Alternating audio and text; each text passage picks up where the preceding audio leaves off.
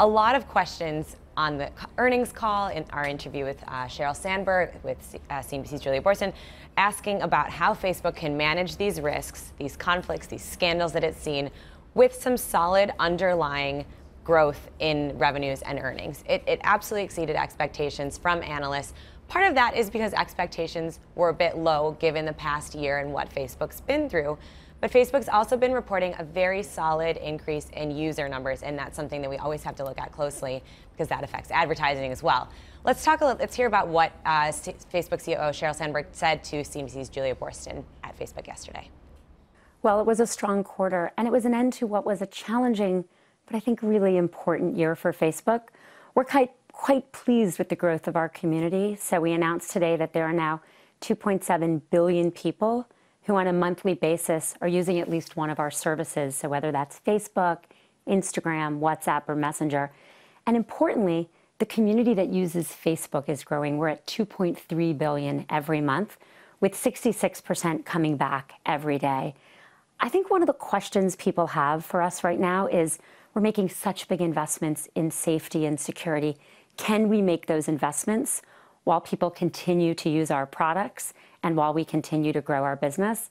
And I think this quarter shows that we can do both. Now, we still have a lot of hard work ahead of us, but I think this shows that we can make progress across multiple fronts. So what was driving that upside, though? Was it a higher ad load? Was it better targeting? How did you manage to grow the average revenue per user so significantly?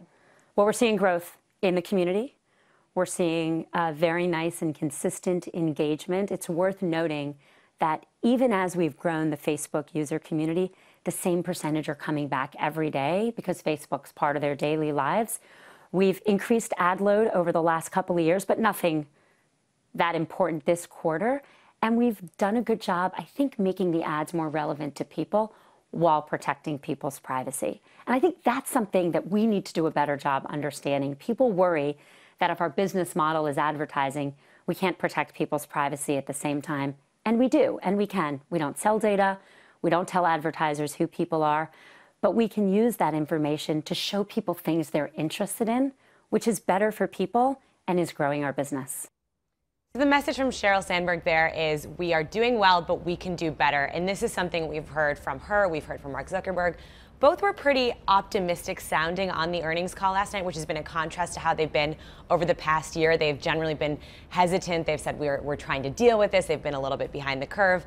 Yesterday, trying to come out and say we've got things under control, we're tackling our privacy issues, we're ready to rebrand our image, and all the questions and concerns you have, we're here to answer. There are no other alternatives. Isn't that the point at this stage? You've got no other real massive social networking site to go to for some users. I mean, sure, Twitter is there if you want to engage on news items or big issues, but when it comes to what most people want to do, just posting photos of themselves and showing their families and friends, there is no other alternative to that. And the advertisers know that at this point, which is why they're staying with Facebook.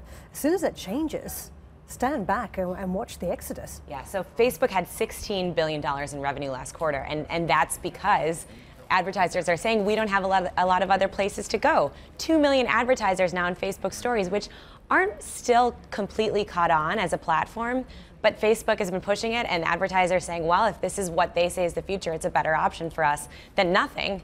And you have to remember Facebook also owns Instagram, which hasn't gone through quite as much scandal and when it comes to those user numbers as well. Hi, I'm Joanna Bersecci, and thank you for watching. You can check out more of our videos by clicking on the boxes on the screen. And don't forget to subscribe to our channel for more from CNBC International. Thank you for watching.